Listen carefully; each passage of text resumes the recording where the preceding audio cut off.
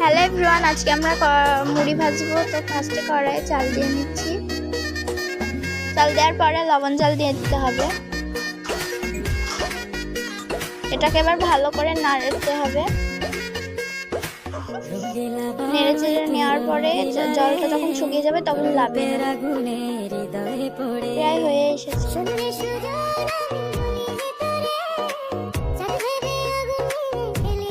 এবার তুলে নিতে হবে। এবার কড়াইয়ে বালি বসিয়ে দিতে হবে, ভালো করে নাড়তে হবে। ভালো করে নেড়ে নিতে হবে যাতে বালিটা গরম হয়ে যায়। গরম হয়ে এসেছে, এবার চালটা দিয়ে দিচ্ছি। একটু বেশি তেতে গেছে, এই জন্য আমরা